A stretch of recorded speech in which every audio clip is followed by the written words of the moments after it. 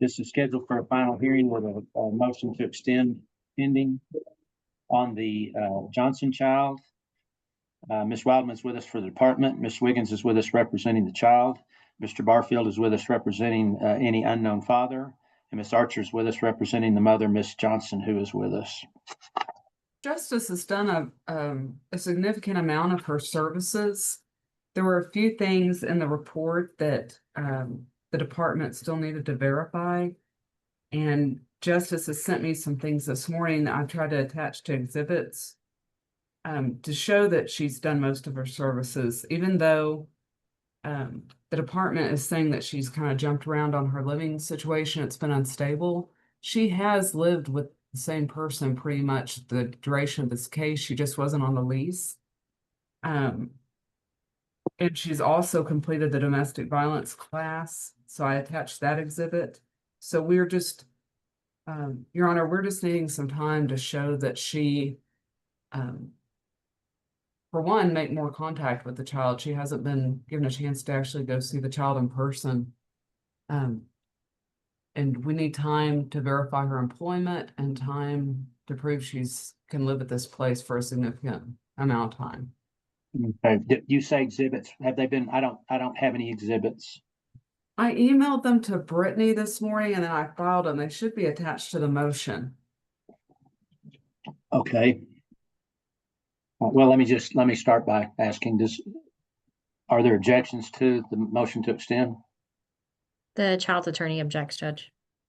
And Judge, I don't think we're in favor of the extension. I mean, I do understand that they've sent some additional information that we didn't have prior to today, but I think the department has concerns about the veracity of some of it, and still has concerns for the child's safety. So well, go ahead. Whoever's. I would just say, so we're not in favor. Okay. Yeah. I was just going to say, I don't have an objection for unknown fathers. So that's all I'm saying. Ms. Archer, you can either tell me or you can call whoever you need to tell me what services she has completed and what she has not completed and why not. Can I call Tim Koval? Sure. Mr. Koval, if you'd raise your right hand, you swear the testimony you give will be the truth, the whole truth, and nothing but the truth. I do. All right, thank you. Ms. Archer, go ahead. Mr. Koval, has Justice been in contact with you throughout the duration of this case? Up until recently, there was pretty good contact. I wouldn't say very good over the past month or so. But she has reached out. I mean, y'all have had text messages back and forth, right? Yes. Okay. Can you tell the court what services Justice has completed? She has completed parenting classes. She has completed a mental health assessment through TPC. She completed a psychological evaluation. She completed the 6 sessions of counseling that were ordered. And if you recall, this was a restart of counseling after she failed to provide proof earlier in the case of counseling. She has attended 11 sessions of domestic violence support group. I wouldn't say that that's a completion of that service. That's a partial completion. And that's what I have. How many more classes would it take to complete it? Well, she's completed 11, and we would like to see at least a half dozen more. We don't usually consider domestic violence support group to be completed until we have maybe 18 sessions or so. I was under the impression you needed 8, but you need more than 11. Yes, ma'am. Okay. How about as far as her living situation? Would you agree that she's lived with a friend the majority of this case? No, I would not agree with that. And why not? Well, because the friend you're referring to, Tiffany Reese, Yes. she has only lived with her since, I would say, around September. She lived with an 18-year-old acquaintance that had 2 children for part of the time earlier in the case. When I got the case in May, that's who she was with. It was someone named Kiki, who she represented as her cousin, and it turned out she wasn't related to her.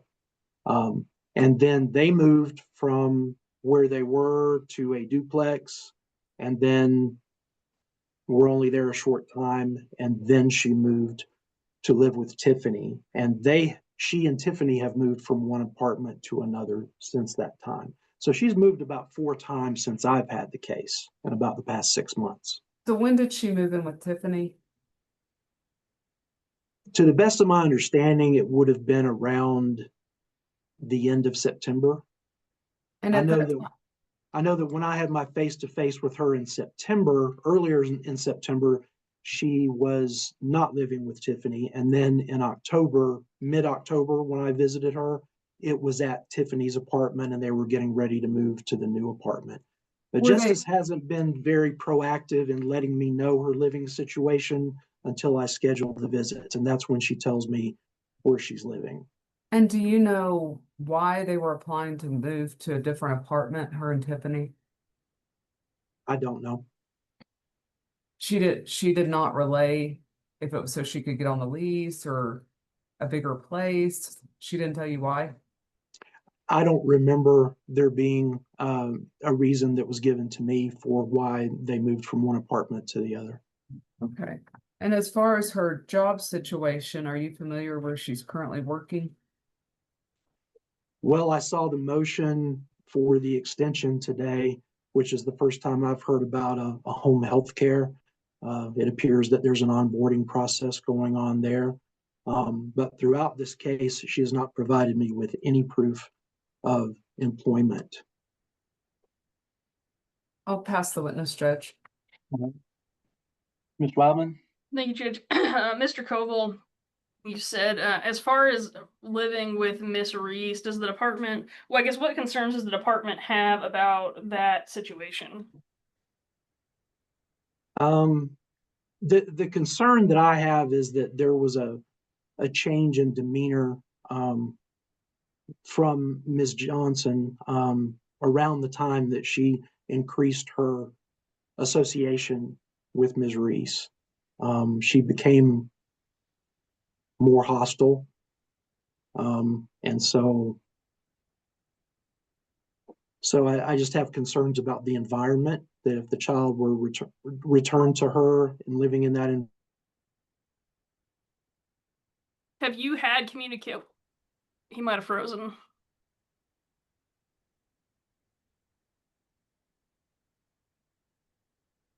I'm sorry, I didn't hear that. I think he froze, Judge, or Yeah, I think he is frozen. let me email him real quick.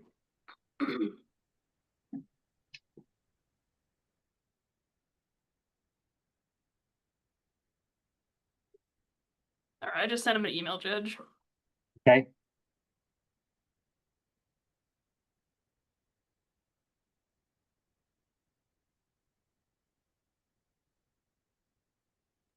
Miss Wildman, do you plan on entering any of your exhibits for the objection hearing? No, I don't. I don't know. It may depend on what questions I get through with Mr. Colville. Okay. Not necessarily.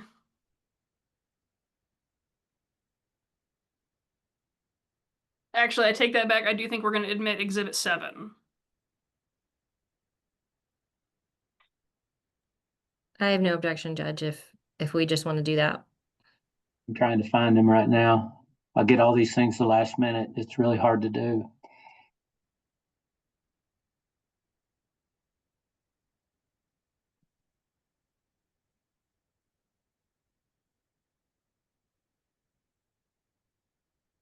Ms. Wildman, you're saying you're only exhibit 7? Yes, Judge, and if we proceed to a final, that's the numbering I've got. If we proceed to a permanency hearing, if everybody's okay with me not renumbering, just since everybody has those emails, it'll probably be easier to keep track.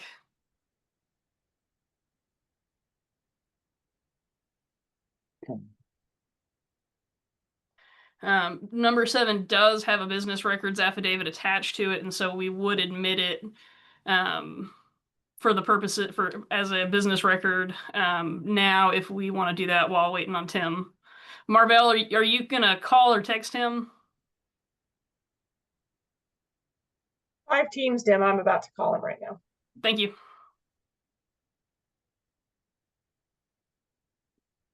Okay, give me a minute. I found that finally. I'm going to print that. Just I can barely see it on my screen.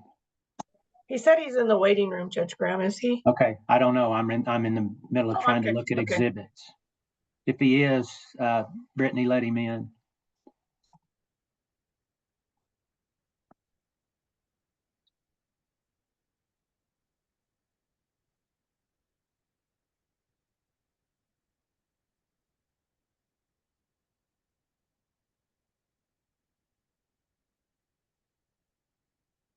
Judge, are you okay with me continue? Tim, we can't hear you.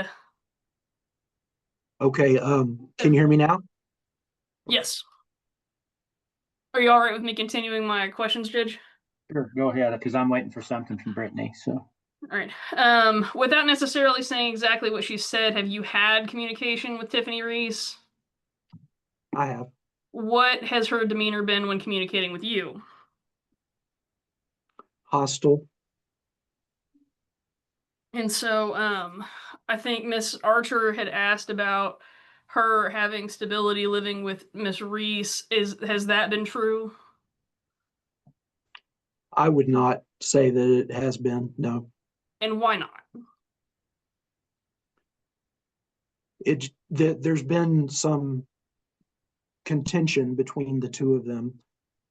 When I saw them in October, they were living together and going into the new apartment. We had a pretty good conversation. And then a week later, I was notified by Tiffany by Justice that she didn't want Tiffany on her case at all anymore.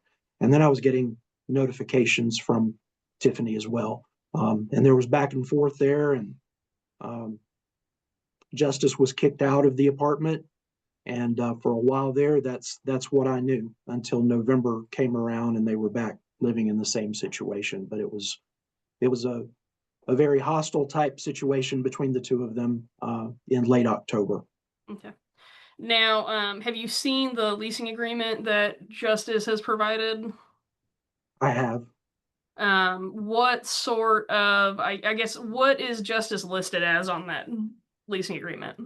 She's listed as other occupant. There's nothing that Justice signed. It was just a verbal notification to the apartment complex that she is living there. But in order to actually be on the lease and have her own rights as a tenant living in the apartment, she would have needed to fill out her own application and go through a background check and then sign the lease agreement. But she hasn't done those things. Does that cause you any concern for the stability of that living situation? It does, because if the two of them go on the outs again, then Tiffany is the one who has the legal rights to the apartment, so she could basically do her own eviction of Justice at any time and tell her to leave on the spot. And then, Judge, we had moved to admit that exhibit. Have you gotten that yet? Petitioner 7.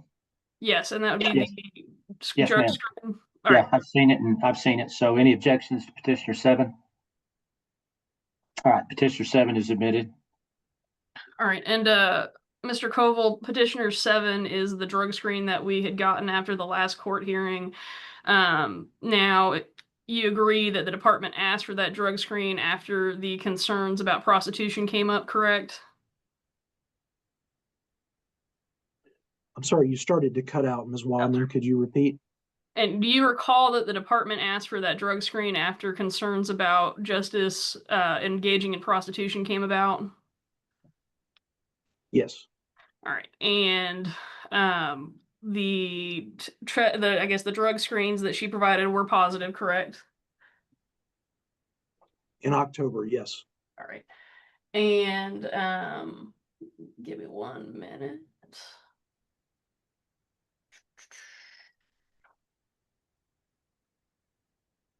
And so, have you talked to Justice about those drug screens? Yes, I did. And since what was her response to those drug screens being positive? She said that she's never done drugs. Okay. She wanted to retest. I checked with my supervisor, and this was a hair follicle test, which we normally do every 3 months with a parent.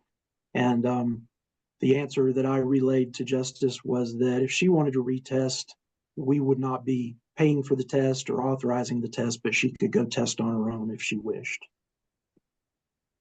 Now, has she done a subsequent drug screen for us?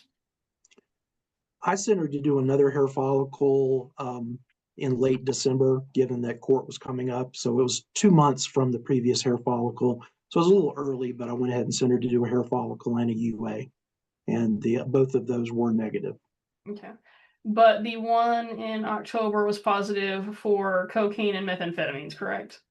The hair follicle was, yes. Now, I'm have sorry. you, This may speed this thing along.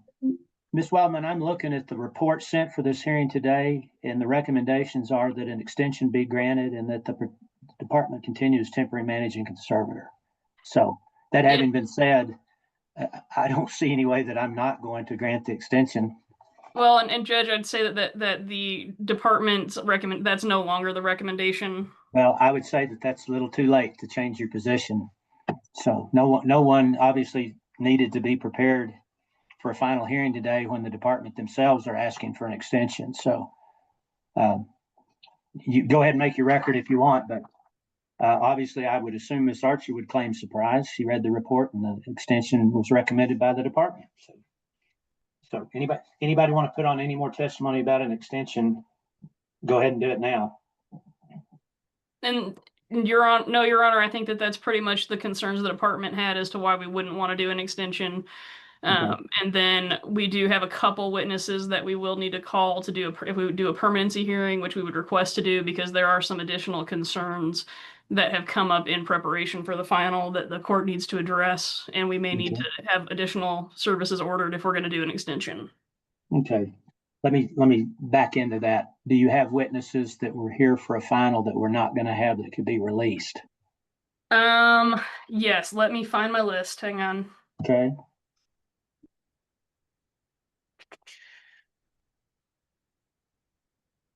Your Honor, while she's looking at that, I have a mediation scheduled out for Potter County. If the court's granting the extension, as I represent unknown fathers, would it be okay if I go to, it's an in-person with Kyle Lewis. Sure. Would it be okay if I do that?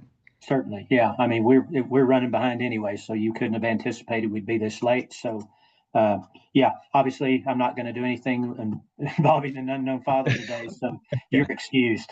Okay, I thank you. And I have other hearings with you in Okay. the court. I will sign on for. Okay. Thanks, Brooks. Okay, I'll re-log in. Thank you. Okay. You bet. Bye. All right, Judge, are you ready? I am ready. All right. The following witnesses can be released. That will be Rudy Flores, Juan Guerrero, Keshawn Mahone, Haley Jornt, Chris I think it's Padrone. Okay. And I will go ahead and release Remington Brookshire as well at this time, Judge. Okay. Let me get them all in and tell them all at once. So Patricia Moreno is going to have drawn the short straw on this one. Okay. All right. Let me go down the list here.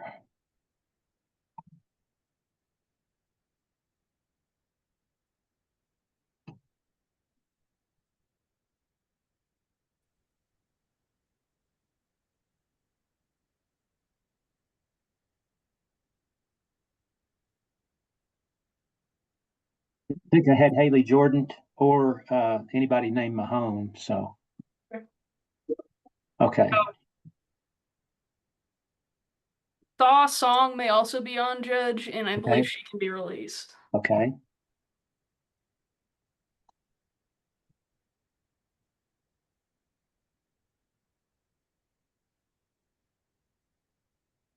Right, this is Judge Graham. I've just let a bunch of potential witnesses for the Johnson hearing in. We are not going to be having a final hearing today, so many of you that were called to testify thinking this was a final hearing will not be needed. I was writing in a hurry. I'm just going to list the names of people. I'm going to list the last names. Everybody I list is free to go, and I apologize for us running behind and then not needing you on top of that. So last name Flores, Guerrero, Mahone, Jordan, Padron, Brookshire, and Sung. You can all be released. If you were subpoenaed, I'm sure that someone will contact you in the future when we do schedule a final hearing again.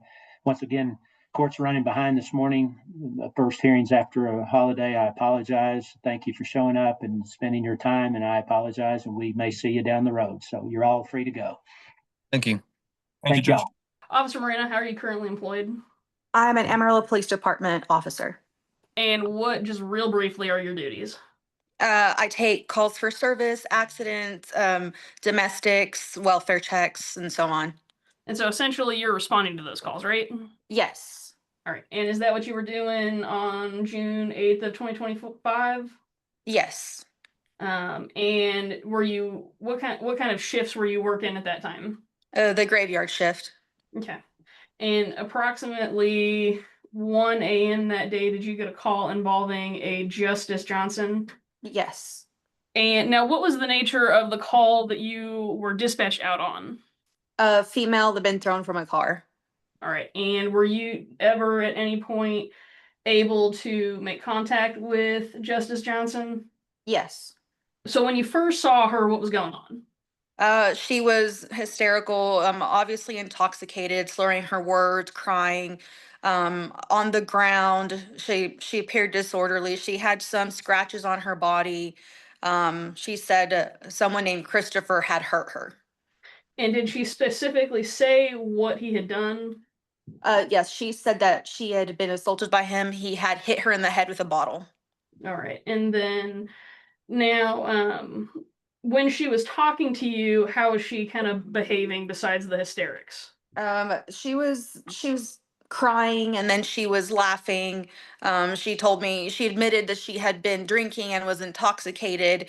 Um, uh, just a lot of from crying, making it serious, to joking around and laughing. All right. And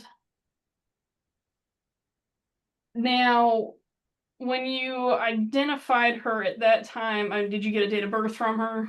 Yes, I did. How old was she at the time?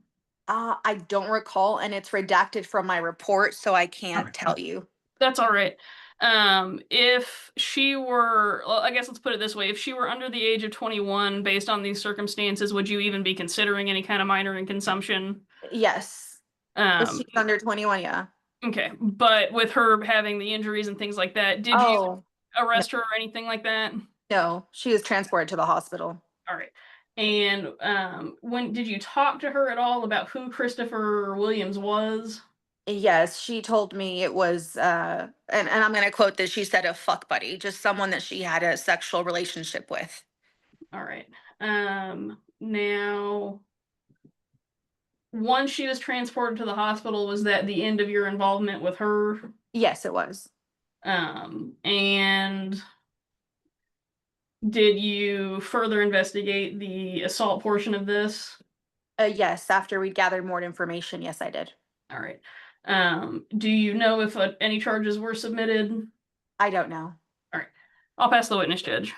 All right, thank you, Ms. Archer. And she wasn't driving the car that she was supposedly thrown out of, correct? I don't know. I don't think she was. Okay, so she was just hurt and called you for help? Yes. Okay, I'll pass the witness. Ms. Wiggins? I have no questions, Judge. All right. Anything further of Officer Moreno? No, Judge, we would ask that she be excused.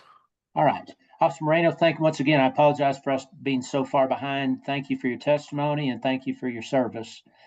I'll release you so you can go about your afternoon's business. Okay, thank you. Thank you.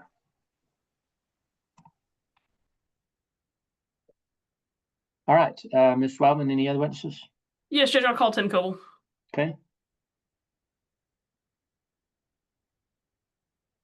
Mr. Coble, you were previously sworn today. You're still under oath, so Ms. Wildman, you may proceed. Thank you, Judge.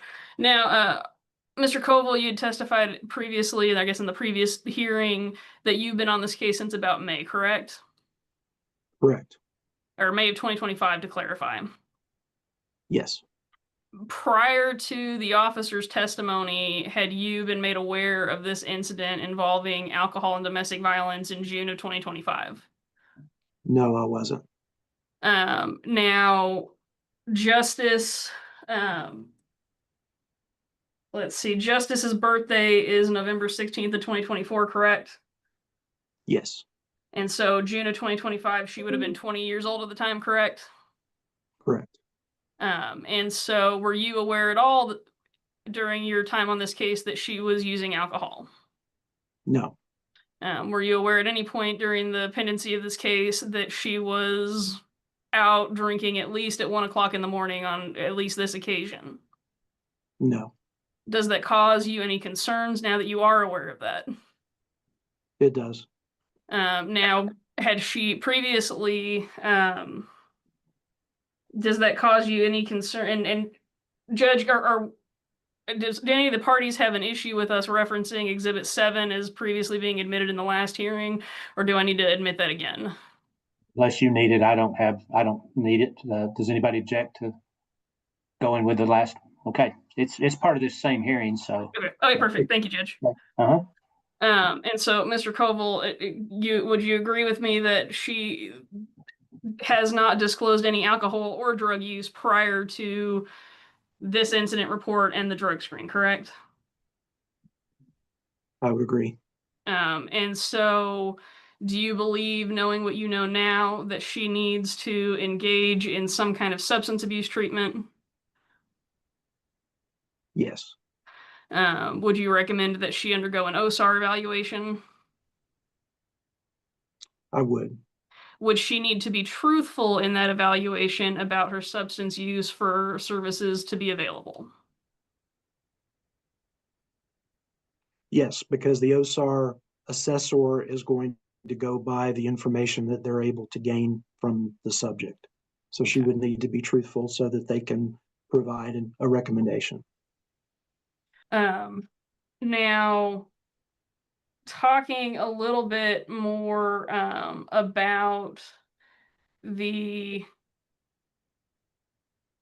let's shift focus a little bit and get an update now on Navasia. Is Navasia still in her kinship placement? She is. And how's she doing there? She's doing very well. She's healthy. She's attending a Head Start program and learning a lot and increasing her vocabulary day by day. And she's very bonded with the placement.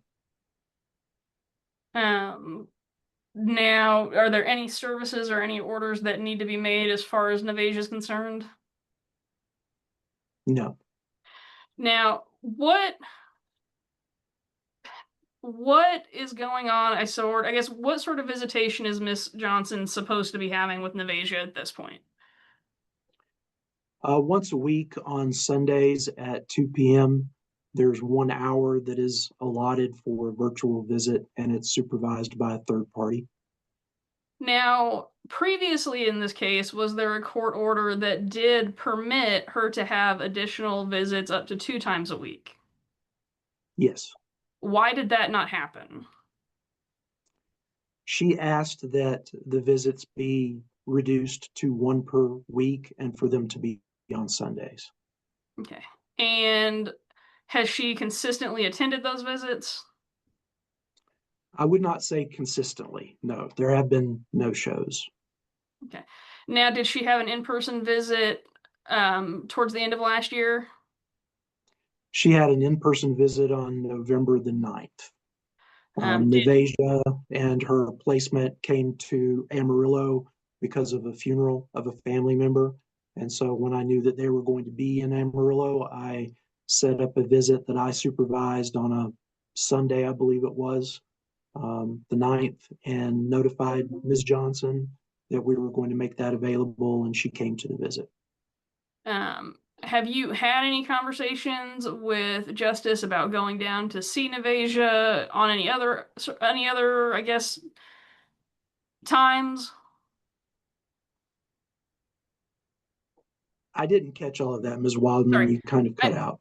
What, I guess, have you attempted to set up any other in-person visitation or to see if she'd be willing to travel to see Navasia at any other point during this case?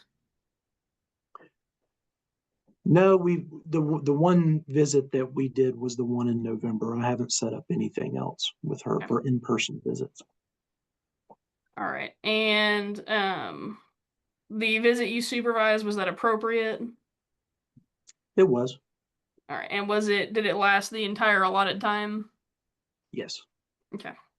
Now, as far as some of the I guess services that still need to be completed, you previously testified a little bit about the domestic violence classes still being ongoing. Are there any other services that you have concerns about or would want her to, or want the court to consider adding today? We mentioned OSAR. I believe an OSAR assessment would be warranted based upon the police officer's testimony earlier. And we certainly want to continue with some more of the domestic violence group, perhaps 6 more sessions. I think more counseling would be warranted because we did get a discharge letter from the counselor. But based upon that letter, I came out of it with some concerns about how forthcoming Justice was with her counselor. And counseling is only going to help if there's, openness between Justice and the counselor, for Justice to talk about the issues and the counselor to help her work through them. And I have concerns that maybe she was not very forthcoming. Would you just want her to do an additional 6 sessions at this point? Yes. And would you want her to be court ordered to provide a UA today? Yes. Now, as far as concerns about her residing with Miss Reese, have you talked to Justice at all about trying to find her own place?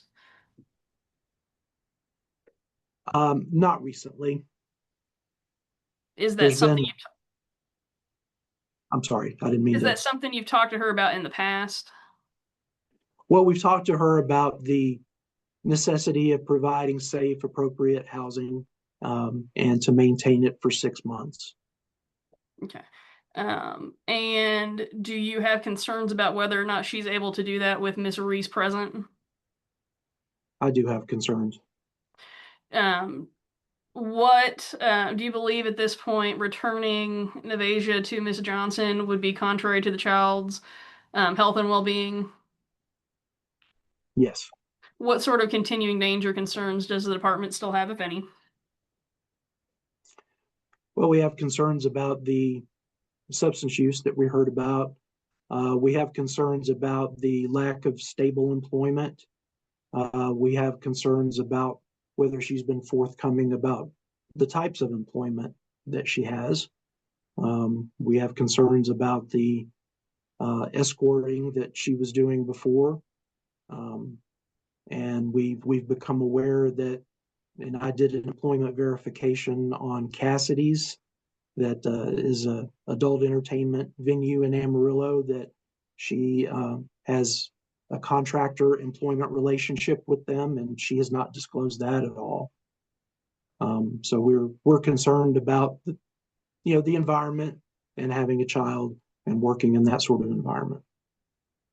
Specifically regarding Cassidy's, did you have a conversation with her about their text message regarding, I guess, stripping equipment?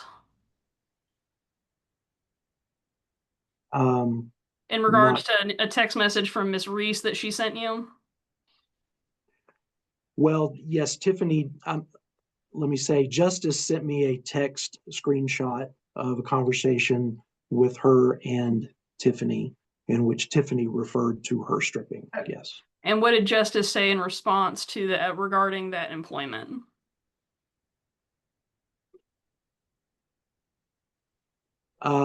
She did not disagree with it. She did not deny it to me. Okay. She simply said that she gave me the screenshot as a way of saying, this is why I don't want Tiffany involved in my case. And there was a lot of foul language that was in Tiffany's text. And was that prior to or after you had then, or I guess, was that before or after you then were able to verify she was working at Cassidy's? That was before. That exchange was in late October. It was around the time that that she was expressing to me that she wanted to relinquish the child. And then the verification of the employment at Cassidy's was in December.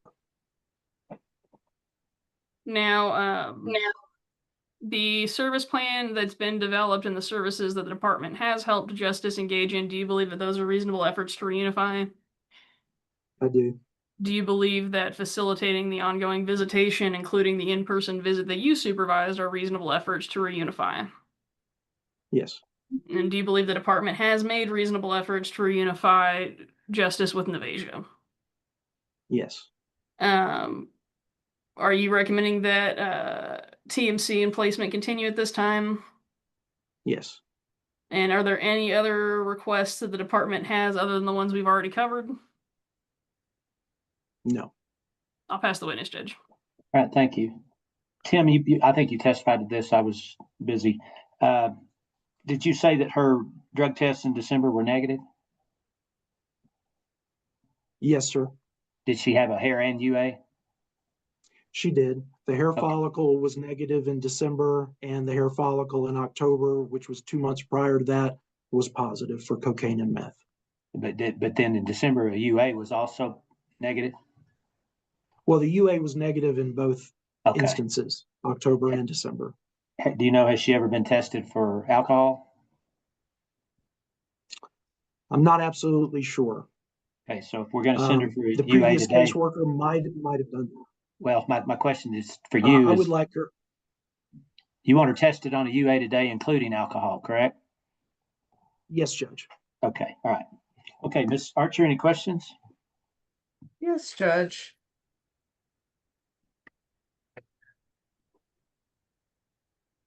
So Mr. Koval, you were talking about the counseling. Did Justice receive a discharge from Ms. Lawson? She did. And in that discharge, did Ms. Lawson state that she'd had 6 months of stable housing and employment? Yes, Ms. Lawson did state that. And that was not accurate. And as far as the domestic violence support group, did Justice know how many she had to do at the outset? That would have been the previous caseworker. I'm not sure if the previous caseworker gave her a specific number. And would you be open to Justice having more in-person visitation if the department can pay to get her to placement? I'm not opposed to that. I don't know that placement needs to be supervising it. So there would be some logistics to work out, but wouldn't stand in the way of mom seeing her child and the child seeing mom. Perfect. And as far as Justice staying with Miss Reese, have you ever been to their apartment? I have. Okay, is it appropriate for a child? The new apartment, I didn't go upstairs. And because of the hostility that was happening during that visit, we were only there for about 14 minutes and just right inside the den area. So I did not do a walkthrough. So I can't really answer as to whether it was appropriate or not. I guess this is why I'm asking if your stance is that Justice needs to leave that apartment, because I know that you and Miss Tiffany Reese don't really mesh. I mean, is it fair to say a child wouldn't be okay there? Can you rephrase? Because you kind of Sure, lost me. that was very confusing. So you agree you have not seen the apartment? Not completely. I haven't seen a bedroom where the child would be. I've only seen the living area just inside the door. So you don't really know if the child, if returned to this facility, this apartment would be unsafe. Not in terms of the physical nature of the apartment. Our concern is more about the personal aspects of it, the who rather than the what. As far as you know, Tiffany Reese has never hurt a child though, correct? I'm not aware of her hurting a child.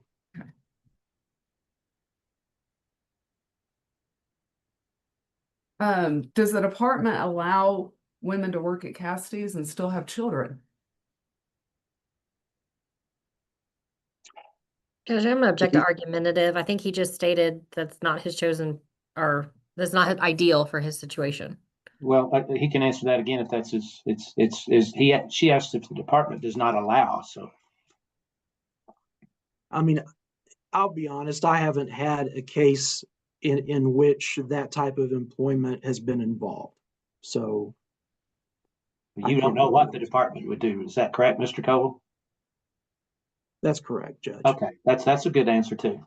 Would you agree if Justice worked at Cassidy's but didn't drink alcohol or do drugs, that she could still parent safely? I can't answer that definitively, because if she decided to take the child into that environment, rather than keep it separate, then that would be a cause of concern. I don't think Cassidy's would allow that. Well, they're not here to testify, so I don't know. That would be an interesting hearing, maybe next time. I'll pass the witness, Judge. Thank you. Ms. Wiggins? I have no questions. All right. Okay, Ms. Archer, I guess, Ms. Wildman, are you finished? Yes, Judge, I believe so. Okay, no other witnesses?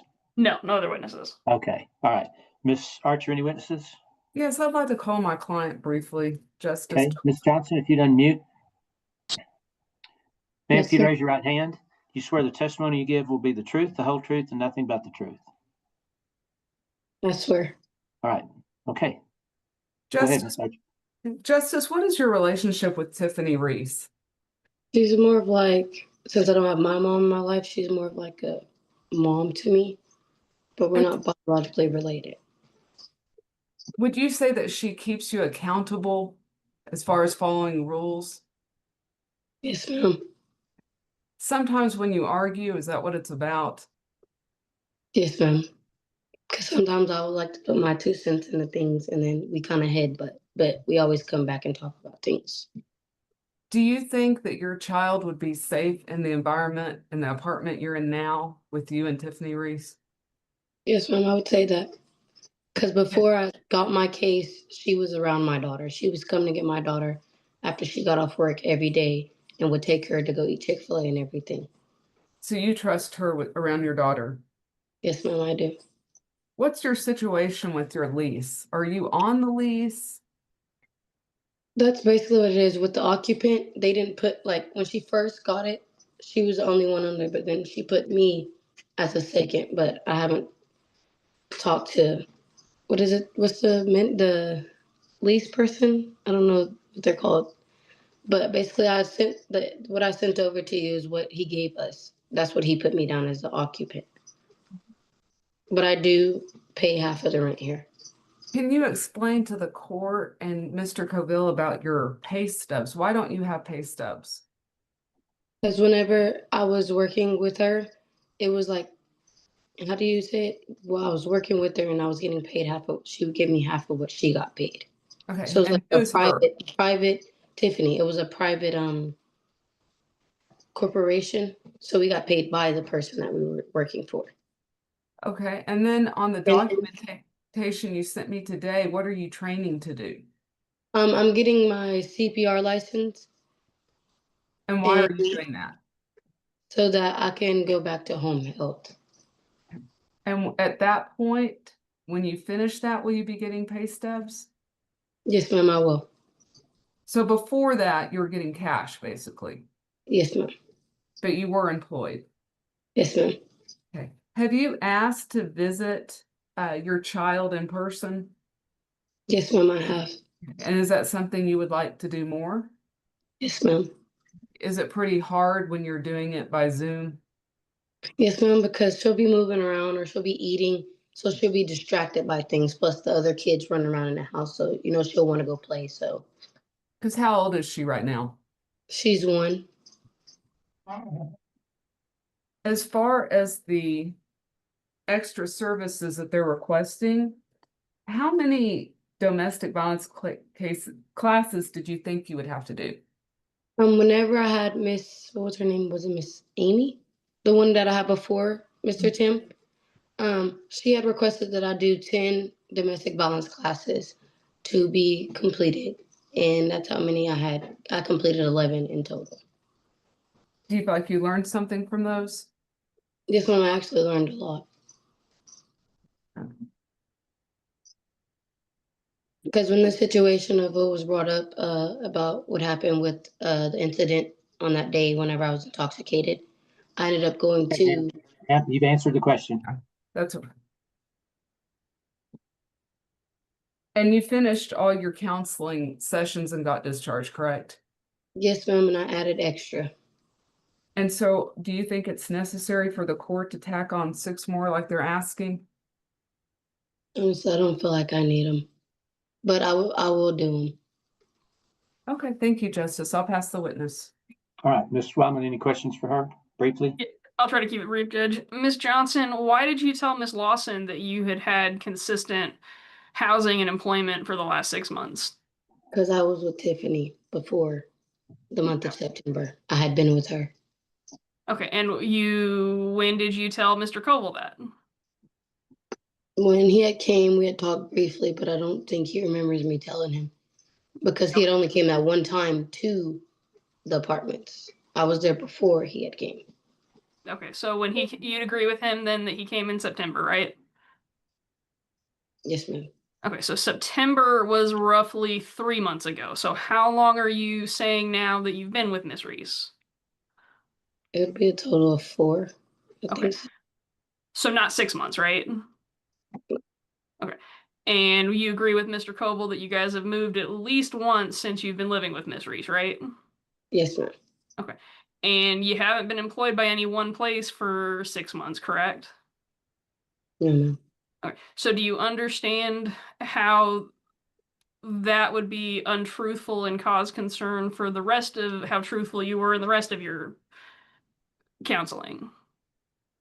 Yes, ma'am. All right. Now, why did you not inform the department of this incident that occurred with Mr. Williams in June? Because I had talked to the cop, and what was said was I asked them if it was going to affect my court case, and they was like, no, this is an emergency with you. It has nothing to do with your daughter. Okay, but do you think that considering there were concerns about domestic violence at removal, it's something that the department would have needed to be made aware of?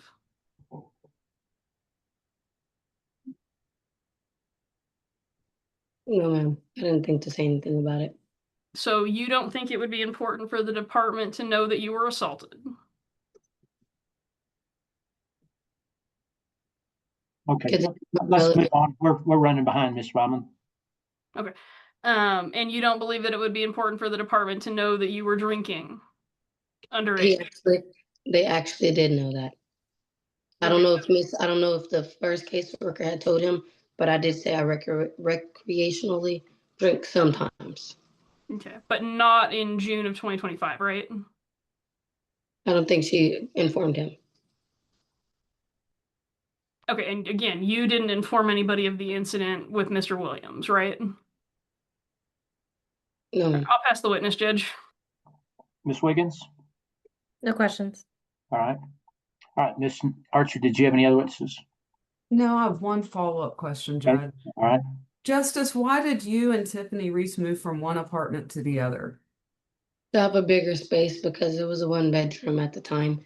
So we got a 2 bedroom to have bigger space so that I can be able to put a bed in her room with me. Thank you. No further questions. All right. Any other witnesses, Ms. Archer? No, Judge. All right, Ms. Wiggins, recommendations? Thank you, judges. Recommend that the child's placement be continued. And then I guess the department remain temporary managing conservator. Okay. Can somebody tell me, Ms. Lawson, the counselor, what's her first name? Melissa? Melissa, thank you. All right, Ms. Johnson, unmute again, please. Do you have transportation to get to Care Express today for a UA test? At what time were you want to do that? You'll have to be there by 4 o'clock, no later. Because she's not off work until 5. Okay, all right. I'm going to put you in a breakout room with Mr. Koval here in a minute, and y'all can arrange how you can get there because I want you to drug test by 4 p.m. today. Yes, sir. If you don't have a ride, they'll get you there. I promise you.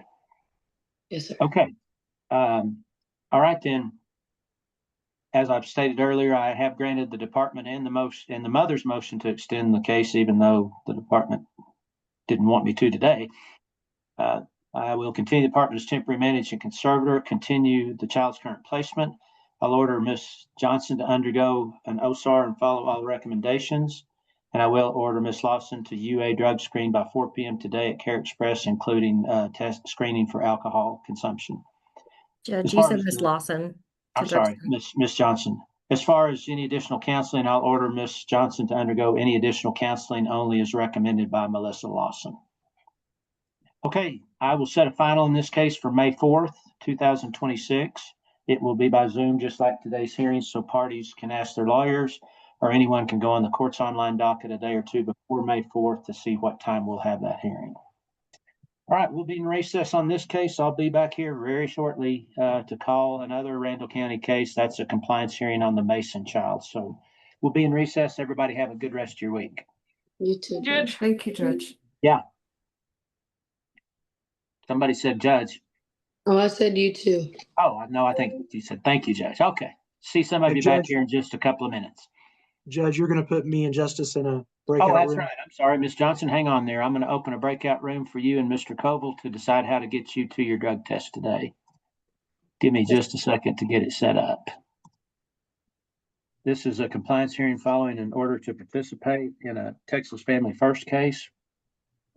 Ms. Gutierrez is with us for the department. Ms. Wiggins is with us representing the children. Excuse me. The mother, Ms. Evans, is with us. Her attorney, Mr. Barfield's not with us yet. He was with us at another hearing, said he had a hearing in between and said he would be signing on. We've got a few minutes, so we'll wait and see if Mr. Barfield signs on here in about 5 minutes or so. Thank you, Your Honor. I'm going to, is there anybody you need in, Ms. Gutierrez, while I'm here? Kelsey Moore, if she's not already in, and Misty Fronterhouse. Okay, I've got Misty, so I'll get her in. Okay, thank you. John Musto has just joined us, so I'm going to get him in and tell him he's late. Mr. Musto, this is Judge Graham. If you'd unmute. Thank you, sir. Can you hear me? Yes, I can. Okay. We concluded your hearing, sir. We started it. We were running behind even, but we've concluded it. Give me just a minute and I'll read you what the ruling was. Give me just a minute to go grab it again. Okay, I was unaware. Okay, that's all right. Okay, Mr. Musto, it was quite a long ruling, but it all pretty much involved Marcy Musto. Basically, the department's continued as temporary managing conservator. I continued to suspend Ms. Musto's visitation until it's recommended by each child's therapist. I did visit with both kiddos today before the hearing started. It was requested that a transcript be made of that hearing. So if you need to, you can contact, but the department can tell you how to contact her. But Amy Taylor was our court reporter. If you want to know what the kiddos said, you can get that from her. Okay. Let me see if there's anything else. I ordered that when and if mother's visitation starts back again, it will not be supervised by Ashton Jones. She was someone with St. Francis that was supervising those visits that, based on what the kiddos told me, I was not happy with her at all. So, okay.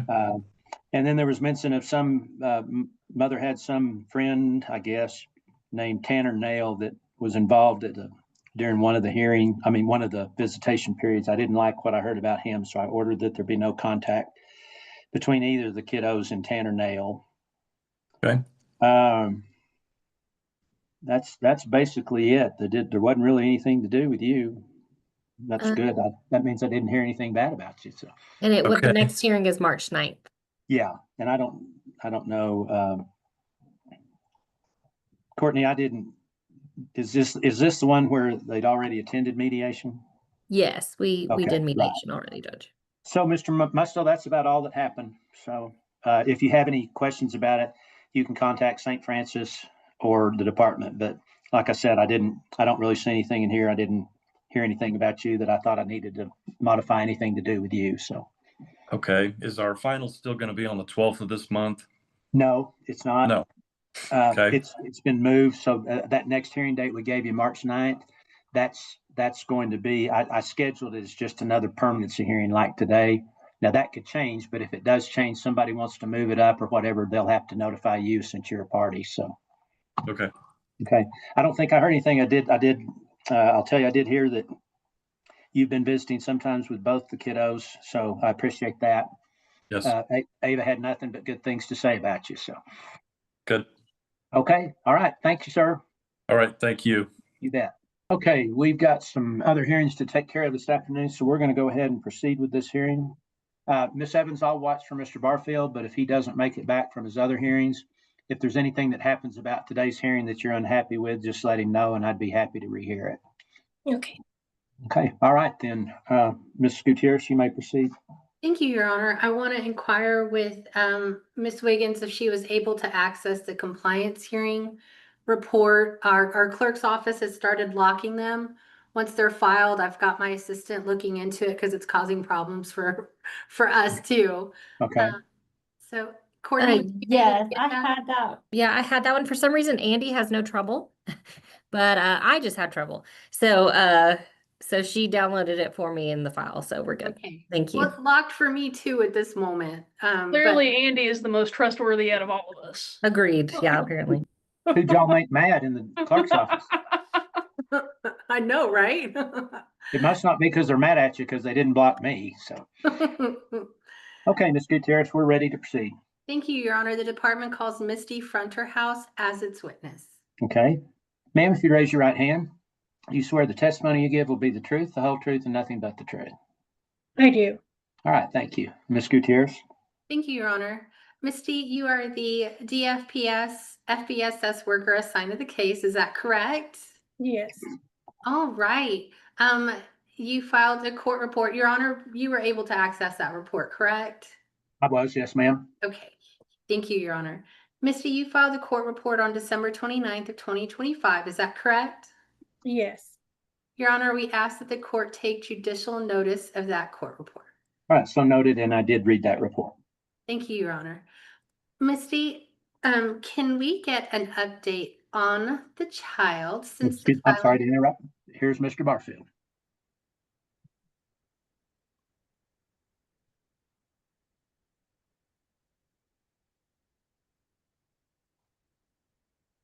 Okay, for the record, Mr. Barfield has joined us. Mr. Barfield, we just now started the hearing, so I'll let you get situated. We're good to go, Your Honor. Okay, all right. We just started with Ms. Fronterhouse. I think all she said so far was her name, so. Thank you, sir. Okay, Ms. Gutierrez. Thank you, Your Honor. Misty, since the filing of the court report, can we get an update on the child, Kinsley?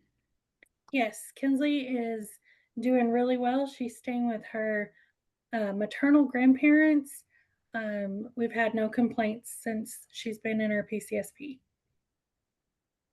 Okay, and is that PCSP done with the agreement of the mother, Ms. Evans? Yes, Ms. Evans is the one who chose the placement. Okay, and is this a result of there being a domestic violence incident with the child's father and his current wife? Yes, ma'am. All right, thank you. Now, can I get an update on Ms. Evans? Ms. Evans, she's completed all her services. She's still doing weekly supervised visits with the DFPS office. She completed TFF. Everything has been completed. Okay, so she's completed the TFF program, is that correct? Yes, ma'am. Okay. Have visits been being, let me rephrase that question. Who is supervising Ms. Evans' visits? She's being supervised either by us, our HST Lindsay Bradley, or by her mother, Terry Boyce. Okay. And what concerns, if any, have arisen during those visits? Mostly discipline concerns. There's Kinsley walks all over her mom. There's concerns about Adasia finding the balance between not overparenting but underparenting, just where that boundary is. We've had concerns of Kinsley being the bully and just doing whatever she wants. Okay. And how is Ms. Evans dealing with her own frustration in parenting? That I don't know how to answer that. Okay. She feels she's doing good. I'll rephrase. Thank you. The case started because Ms. Evans had gone, I think, I'm struggling with the politest way to say it. I think she'd gone too far with the physical discipline. Is that a fair Yes, enough statement? incorrect discipline. Yes, ma'am. Okay. And is Ms. Evans showing any signs of that frustration that caused the case to start? She does get frustrated. Obviously, she hasn't gone that far, but she does show frustration because Kinsley is such a big personality. Our visits are only an hour, but towards the end of the hour, it has been documented that there are signs of frustration. Okay. And what services are we wanting to still provide to Ms. Evans to help her work through those struggles? Well, we have set up counseling for Kinsley, and that therapist is willing to do therapeutic visits for Deja and Kinsley, which we would love for them to do. I've also asked Deja about doing some parenting through Region 16 and a co-parenting class. Okay. Now, at the prior hearing, we had, the court had ordered co-parenting. However, it was dependent on whether or not the father would participate. Is that correct? Yes. Okay. Have you found any co-parenting programs that don't require cooperation by the other parent?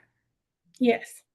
So are we asking today for Ms. Evans to be ordered to do that co-parenting regardless of whether or not the other parent is going to participate? Yes, ma'am.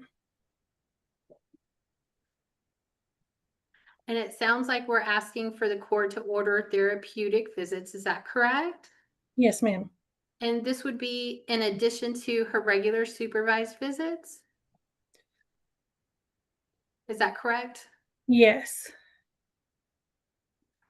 Okay, and we're wanting, what exactly is that parenting program with Region 16 called that we are asking the court to consider? That's a good question. I think it's the parents as teachers, but I'm not sure. It used to be the hippie program. I'm not sure what it's called right now, but I can definitely find out and get that back to y'all today. Would it be adequate to ask the court to order the parenting class offered by Region 16? Yes, ma'am. And for the court's own knowledge, what is Region 16?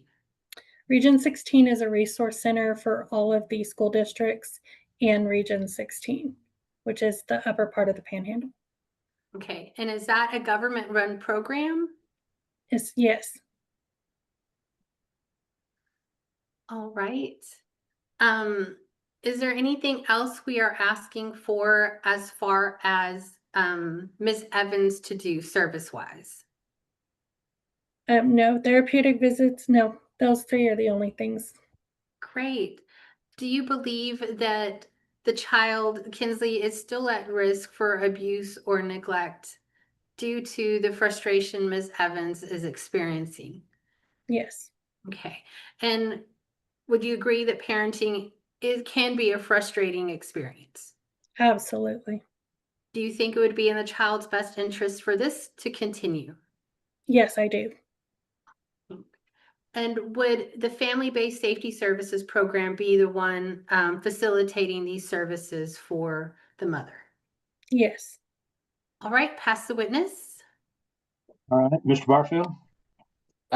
Thank you, Judge. Ma'am, I just have a question about the co-parenting class. Is that the same as the Region 16 that you were referring to? No. The co-parenting is for just the parents to learn how to communicate with each other. Okay. Well, if the father's not participating, then how is that going to work? He is actually halfway done with the course. Okay, so he's already started the course. They're just not Yes, going to sir. do it together. Correct.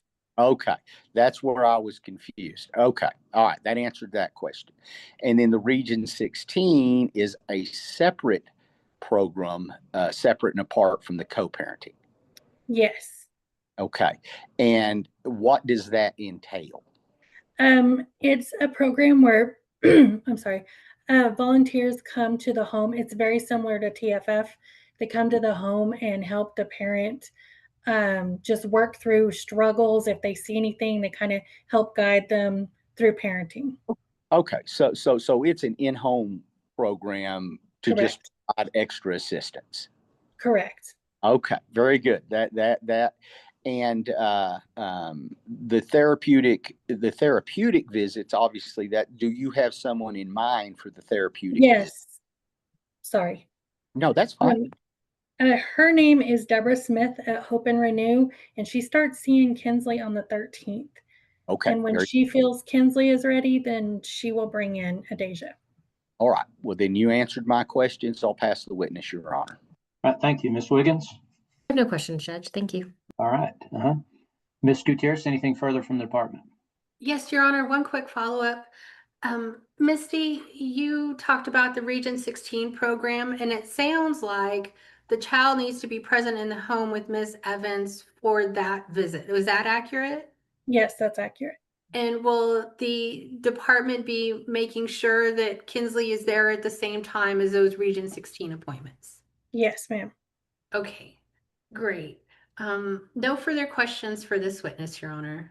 All right. Any other witnesses then, Ms. Gutierrez? No, Your Honor, the department rests. We do ask that the case be extended, as well as the additional services for Ms. Evans ordered, the therapeutic visitation, the parenting program through the Region 16, and the co-parenting class. All right. All right, then, Mr. Barfield, did you have any witnesses? I would just briefly call Miss Evans. Okay. Ms. Evans, if you'd raise your right hand, you swear the testimony you give will be the truth, the whole truth, and nothing but the truth. I do. All right, thank you. Mr. Barfield. Thank you, sir. Miss Evans, do you understand what the recommendations are in regards to the co-parenting, the Region 16, and the therapeutic counseling? Yes, sort of. Okay. Well, sort of. You understand that your a therapeutic visit would be with you, the child, eventually, and a counselor to kind of work through some of the issues that may be occurring during visits. The other service is an in-home where you would be in your home with a counselor, and they would come to your home. So you would actually get a little more time with your child. And then the co-parenting, you don't have to be in the same room with the dad, but you get the same information. Does that clarify things for you? Yes. Are you willing to participate and work those services? Yes. Okay.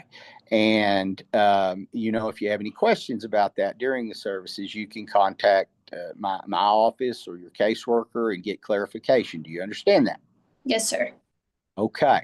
Do you understand that's probably the most efficient and beneficial way to get this resolved? Yes, sir. Okay. Judge, I have no further questions. Pass the witness. Okay. Anyone else have questions for Ms. Evans? No, Your Honor. No, Your Okay. Honor. All right, then. Anybody else have anything further other than Ms. Wiggins' recommendation? No, Your Honor. Okay. Ms. Wiggins? Thank you, Judge. I do recommend that the department stay in the case and that the order to participate be extended. I do believe Ms. Evans has made progress, but I think it would be very beneficial to have the continued services in this case. All right. Okay. Based on what I've heard today, I do find that there is good cause to extend this case, so I will do so. I'll order both parents to continue working this. I'm sorry, not both parents, just Ms. Evans, to continue working the services as previously ordered. I ordered that she complete the co-parenting and the Region 16 parenting classes discussed in the testimony today. I'll order that Ms. Evans have additional therapeutic visitation as recommended. That is in addition to her current visitation schedule. All right, do we want a compliance hearing, Ms. Gutierrez? Yes, Your Honor. And for clarification, that their therapeutic visitation as recommended, would that be by the therapist? I guess it'd be, is it going to be a different person providing the therapeutic visits? It was my understanding it would be Deborah Smith who's going to see the child. Okay. Yeah, I'll just order that then. I won't say it's dependent on recommendation. I'll just order the therapeutic visits. Okay, thank you, Your Honor. Mhm. Yes, we do need a compliance hearing. If we could do it 2 months out, maybe in March. Okay. I will set a compliance hearing for March 9th, 2026. It will be by Zoom, just like today's hearing, so parties can ask their lawyers, or anyone can go on the court's online docket a day or two in advance of March 9th to see exactly what time we'll have that hearing. Okay, we'll be in recess on this case. I am going to take a quick break. And for any of you involved, then I'll be back here to call our final two final hearings today involving the Dominguez and the Vallis and Carver children. So we'll take a short break and then we'll be back to start those hearings. Y'all have a good week and have a happy new year. Thank you. Thank y'all. Thank you, Judge. I'm going to sign off since I'm not on the last one. Okay, Thank you, have a good Kevin. week. You too. This is a final hearing involving the Dominguez child. Ms. Wildman is with us for the department. Mr. Nowak is with us representing the child. Ms. Grant is with us representing the mother, Ms. Dominguez, who is with us. Mr. Barfield's with us representing the father, Mr. Hathaway. Mr. Barfield was with us for several hearings. He's not in the waiting room. He's not with us yet. We'll see if he shows up here shortly. His client, Mr. Hathaway, is not with us. I will also call related case, Randall County case cause number 85097C. Again, a final hearing involving the Vallis and Carver children. Ms. Wildman again for the department, Mr. Nowak for the children. Mr. Michelson is with us representing an alleged father to Stephen Carver Jr. That is Anthony Vallis. I show he's still incarcerated. Mr. Michelson, is that the case? Yes, it is. I thought I had submitted a motion to appear, but due to the holidays and oral arguments, I overlooked that. And I was going to ask the court if I could have a brief continuance to submit the order to appear. All right. Let me Judge, go to ahead. clarify, he's the alleged father of Koa and James Valles. Tori Torres is the. Oh, okay. I got There's it a lot wrong. there's a lot of parties, Judge, so I understand. So Anthony Vallis is the alleged, I guess I must have it wrong on my paperwork. Anthony Vallis, is he the presumed father to the two Vallis children? Yes, Judge. All right, so Mr. Torres, I thought I said Mr. Torres was the alleged father to Stephen Carver Jr. You'd Is that said wrong? Mr. Valles, Judge, but Tori Torres is the alleged father, so that part is correct. Okay, all right, I just got the names wrong. Okay, Ms. Kincaid is with us representing Tori Torres, the alleged father to Stephen. He is not with us. Ms. Lucero represents any unknown fathers having to do with Stephen Carver Jr. And again, Ms. Grant's with us for Jessica Dominguez. So, all right, Mr. Michelson has made an oral motion for a brief continuance to allow his client time to appear. Is there any objections to that? Judge, the department would be opposed to that. The dismissal date is going to be January 10th. That means we would have to have this case by the 9th. I don't believe that even if we did do a continuance today, that would necessarily be enough time for TDCJ. As an alternative, if you're compelled, Judge, since he hasn't had the opportunity to appear, or I don't know what kind of communications Mr. Michelson has had with him, the department would recommend a start-stop. We do have a couple witnesses that are much less relevant to Mr. Vala or Valles that I think we could put on today, and I would ask that we do just because they're officers with a lot of stuff to do, and I'd rather not recall the two of them, and I anticipate that'll probably take like 40 minutes, but I would oppose a continuance. We would not be, I suppose, happy about a start-stop, but think that that would be a more reasonable solution. Additionally, Judge, we do have, I believe, 7 parties in this case. If we are going to reset it, we may want to have Brittany look at the docket and see if there's a date, possibly even an off date, that we can just hear this case out. Okay. All right. I'm inclined to do what Ms. Wildman's indicated. I believe we'd have to do a start and stop. That would give us 90 days from today to enter final order in this case. Mr. Michelson, you think that Mr. Torres is inclined, Mr. Valles is inclined to appear with your... I believe he would like to be present. Okay. I can get you the order today. Okay. Let me ask, just so that, just for the record's purposes, Ms. Wildman, is the department's position to terminate any unknown father or Tory Torres as to Stephen Carver Jr.? Is that the... Yes, Judge, the department's position is to terminate all parents or possible parents in this case. All right. Based on that, and based on our Court of Appeals, I don't think anybody really wants to try this case twice. So I'm going to grant the motion as far as that goes. We will go ahead and begin the case with Ms. Wildman's declaration that the witnesses we're calling today don't have a direct impact on Mr. Valles. So, okay, we'll go ahead with that. Do we want everybody to wait around, Ms. Wildman, or do we want to release some? And then we'll look at a date here pretty quick. Judge, I think it would be better to release people. I got a lot of officers that I think work nights. The only 2 that I'm going to need to remain are Chester Ligon and Gustus Miller. Both of them, I think, go by different names in their legal names, so I'd go off of the last names, not necessarily the first names. Okay.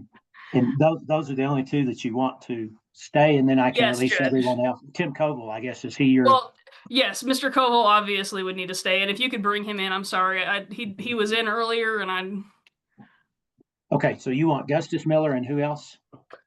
Chester Ligon, if he's on. Ligon, okay. Let me just let everybody in and let everybody... Well, let's go ahead on a date here. Ms. Wildman, how long do you think this is going to take once we reconvene? Judge, unfortunately, with the fact that there's 7 parties, I mean, if we can find a full day, I think we need to do that. I mean, I hate to say it, but there was no way we would even probably get through even a quarter of this today had we gone just with the number of parties to ask questions. That's plenty of reason for me to do that. So, Brittany, let's start looking for a full day and knowing that we've got to get it in within 90 days. I think I'm gonna need to get with Rachel because there's so many attorneys on this case, and I would be giving a Tuesday or a Thursday likely for a full day, and I don't want to step on her toes. So if I can get with her first and email everyone the dates that I have talked to Rachel about so that I can clear that. Let's do that. We'll get with Miss Katie and try and get maybe 1 or a couple, 2 or 3 options to give us most of the day, if not the whole day. Maybe they have a short docket on any of those days, and then we will send an email to all the parties saying what dates are available, and if y'all will get back to us as soon as possible. Let us know if there's any dates that absolutely won't work and that you can't get someone to cover for you. Then we'll go that way. We've got 90 days sure that we can get this accomplished. So, okay, I'm going to bring everybody in. Do I need to run down the list? I will, just for the record purposes, to be sure nobody else needed somebody today. Amy Torres, Ismar Panetta, Pamela Pierce, Mr. Miller, we're going to leave in, Vanden Bernal, Andrea Lewis, and Annalise Kendall. So I'm going to keep Mr. Officer Miller and Officer Ligon around. Does anybody need anybody else that I mentioned? No, Your Honor. Okay. All right. I'm going to let everybody in and tell them what's going on. Were some of these subpoenaed that are not sticking around? Yes, Judge. A couple I'm of just them going to are. tell them that I'm just gonna tell them that someone will be in contact with them.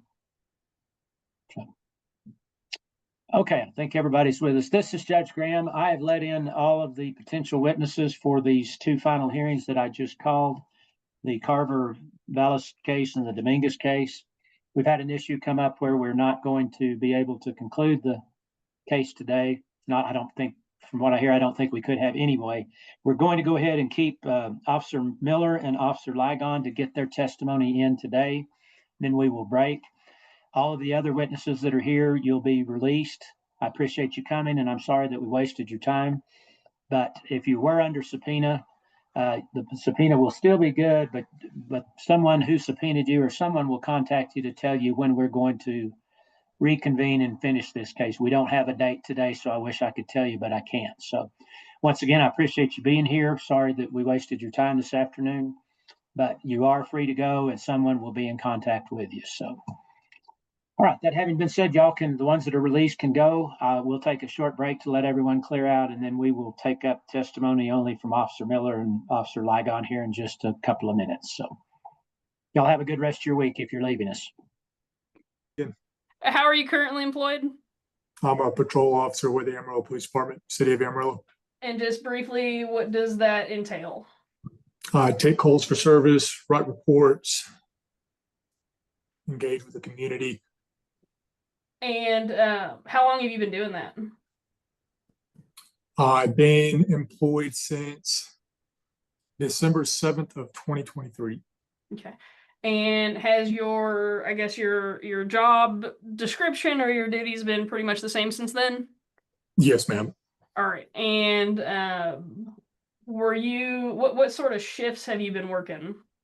I work midnight patrol, so that entails 10 p.m. to 8 a.m. Okay. And were you working that shift on June 24th of 2025? Yes, ma'am, I was. What area in Amarillo do you usually work in? I work the west side of Amarillo. I was assigned to work the west side of Amarillo on that shift. I do remember briefly that it was a pretty late call. We usually, are going in to fill up our cars, but I saw that the north side possibly needed some help, and never above to give out a lending hand, especially if I can. Now, what kind of dispatch had gone out? Dispatch came out that at first I believe it was a welfare call about a woman possibly wanting to commit suicide. I believe her family called it in, and there have been several calls about this woman throughout the night. We were never able to locate her until that morning. I would have to look at my narrative, but I believe it was around 6:45 in the morning. We were told that she was in a vehicle. We're given a brief description of the vehicle and a brief description of the area that she was traveling in. I utilized TLO, which is a program for locating people, what kind of vehicle they drive, what jobs they have, where they live at, and Flock. Flock locates vehicles where they hit at certain intersections. And I was able to locate her vehicle traveling all around the north side of town, especially on Amarillo Boulevard, east and west. So were you able to actually locate this individual you were looking for? Yes, ma'am. I believe and that. Let me clarify real quick. Was that Jessica Dominguez? Yes, ma'am. Yes. Okay. And so you were able to locate her? I was able to locate the description of her vehicle, the vehicle that was registered to her. It was a Texas tag Victor John. And I don't think we need to necessarily have the tag number since we're on YouTube, but you were able, just to be clear, you were able to locate a vehicle that had her tag number, correct? Yes, ma'am, correct. Now, whereabouts were you able to locate that vehicle? I was traveling eastbound or westbound on East I-40 frontage road. She was traveling westbound at the intersection of frontage I-40 and Bolton Street. Now, when you located the vehicle, what did you do? I noticed that the vehicle had a ton of damage to it, which was in the brief descriptions that were dispatched out to us of her possibly ramming into different objects through her driving period. And I positioned my vehicle in front of her car to stop her, more so worried of her committing any harm to any other public person or herself. Now, did she stop her vehicle? Yes, she stopped. And how did you first make contact with her? I approached her vehicle and asked her to see her hands. The way that we're trained, especially on a suicidal call, if someone is truly suicidal, they could tend to have tendencies to be homicidal. So we are trained almost as if not necessarily a felony stop, but more so gathering the person's attention and mainly seeing their hands. And she immediately complied and put her hands in the air. What, if anything, did you notice when she did that? I could see large gashes to her left arm. And what, if anything, did you do in response to that? I assessed the gashes. She had a bunch of dried blood, and then it was still oozing a little bit more blood as I asked her to see her hand, and this was through the driver's side of her car. In the heat of the moment, I applied a tourniquet just to stop any bleeding at all, not knowing if there was any interior arterial bleeding. So I applied a tourniquet to her left arm. Now, did you talk to Ms. Dominguez at all about what was going on that evening? I asked her to speak to me.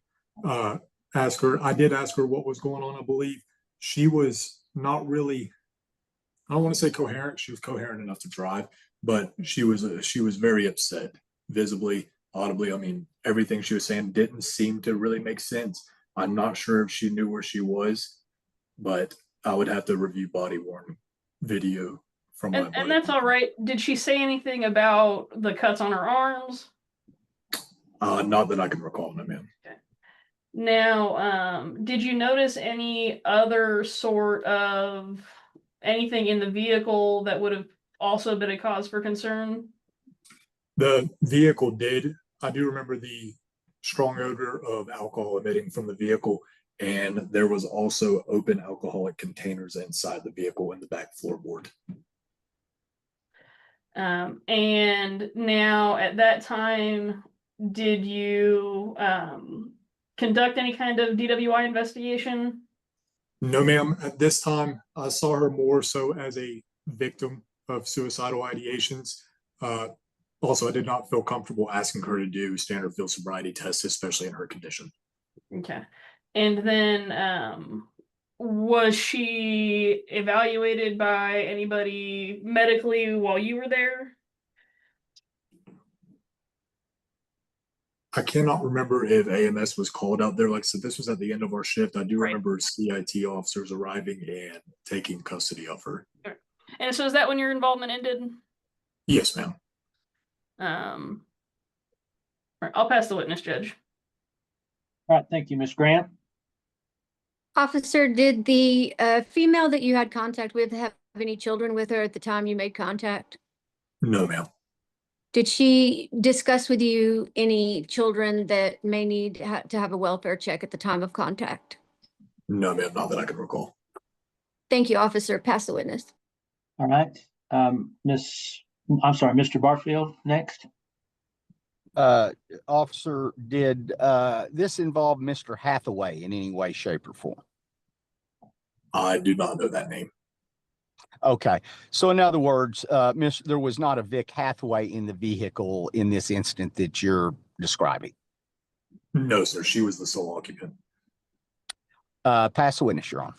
Thank you, Ms. Lucero. No questions, Your Honor. Ms. Kincaid, No questions, Your Honor. Mr. Michelson, No questions, Your Honor. Mr. Nowak. No questions, Judge. All right. If no one has anything further from Officer Miller, may he be excused. No objection. No objection. All right. No Officer objection. Miller, thank you for your testimony. Thank you for your service. I'll release you so you can go about your afternoon's business. Yes, sir. Thank you guys for your time. Thank you.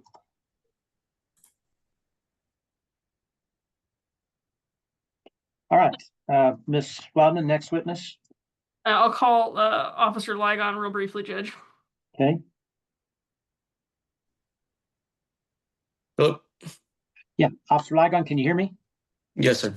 All right, thank you, sir. If you'd raise your right hand, do you swear the testimony you give will be the truth, the whole truth, and nothing but the truth? I do. All right, thank you, Ms. Wildman. You may proceed. Thank you, Judge. And Officer Ligon, just real briefly, how are you currently employed? I'm employed with Midnight Patrol at Amarillo Police Department. All right. Do you have any additional training besides just doing patrol work? No, ma'am. Okay. And now, as far as your involvement in this case, is it fair to say that that was fairly minimal? I was the primary officer. I was the one that got the Okay. call first. So other than the CID officers, I'd say I had more so involvement in it. Perfect. All right. So then, Ms. Wyman, are we talking about the same incident on 6/24/25? it is, Judge, and that was kind of why I was trying to clarify, so I don't have to ask him all the same questions. All right. And Officer Ligon, you were present for the last testimony, and so do you concur up to the point where that officer stopped being involved, that's kind of how things happened? Yes, ma'am. I previously had I spoke to her on the phone, Jessica, Okay. and her mother on the phone as well before we located the vehicle. Now, when you spoke to Jessica on the phone, what, if anything, do you recall about what she had said at that time? She had said that nobody cared about her and that APD didn't care about her. Our phone call was very, very brief. After that, those short statements, she hung up on me and told me that she would call me back, of which she never did. And I believe I tried to call her back, but I do not recall. Okay. Did you have contact with anybody else in the family at all that evening? I had contact with her mother, Judy, and I attempted to call her brother, Dylan, but he did not answer. Okay. And I mean, ultimately, was that all trying to locate her because of these concerning statements she was making? Yes, ma'am. Now, do you recall the injuries that she had when you were able to locate her? Yes, ma'am. She had lacerations to her left wrist. And do you recall, was EMS called out there to check on her? Yes, ma'am. Ultimately, when she was on scene, did you have a chance to briefly just talk to Jessica? Once again, it was a brief conversation. She said that nobody was there for her and that her dad had recently committed suicide in prison. And then at that point, AMS arrived, and shortly after that, our CIT officers took over the investigation. Okay. And ultimately, as far as the DWI investigation, do you concur that it was not maybe in her best interest at that time? No, ma'am. I came to the conclusion that it wouldn't have absolutely helped her mental health, and given the situation, DWI investigation did not need to be investigated. And is it your understanding that the CIT officers that took over took her to the pavilion for treatment? Yes, ma'am. Is there anything else you recall from this incident that would be important for me to ask you right now? Other than statements made, our call notes from her brother Dylan, being the initial caller, said that he had, I believe, sent her a video or FaceTimed him, and she had glass and blood all over her, and that was the initial reason for the suicidal call. And quite a few officers were out there looking for her, correct? Yes, ma'am. I mean, is this I guess a call like this, is this an important call for APD to try to respond to? Yes, ma'am. And why is it a important or serious call? Because especially whenever I talked to her on the phone, I could hear the wind as if she was driving. And when someone's suicidal and driving around, there's always the fear that she may crash into somebody and hurt herself further or hurt somebody else. And so it's very important that we find her in a timely manner. Did you also see the condition of the vehicle? Yes, ma'am. I do not remember the condition of, I guess, the frame of the vehicle, but I do remember multiple windows being shattered with the glass in the car. I'll pass the witness, Judge. Thank you, Ms. Grant. No additional questions, Your Honor. All right, thank you. Mr. Barfield. No questions, Your Honor. Ms. Lucero. No questions. Ms. Kincaid. No questions, Your Honor. Mr. Michelson. No questions. Mr. Nowak. No questions, Judge. Thank you. All right, no one has anything further. May Officer Ligon be excused? Yes, please, Judge. All No right. objection. All right. Officer Ligon, thank you for your testimony. Thank you for your service. I'll release you so you can go about your afternoon's business. Thank you, sir. You all have a good day. Thank you. You too. All right. Ms. Wildman, is this a good place to stop? I think so, Judge. I think that that was, substantial enough testimony, having those two officers testify, that we can stop at this time. All right, then we will, as I stated, we are looking, Ms. Forbes is getting in touch with Ms. Katie. We're trying to find not only a day where we can give almost the entire day to this case, but also be sure we have a court reporter. So we will stand in recess. All parties will be notified by email or otherwise when we have a few dates available. Please, if you would, get back to Brittany as soon as you can so that we can all agree on a date that we can conclude this case. And again, it will be obviously within 90 days. So, all right, this was our last cases for the day, so we will stand in recess. Everybody have a good week. And once again, Happy New Year. Thank you, Judge. Same to you. Thank you, Judge. Thank you, Judge. You as well. Uh-huh.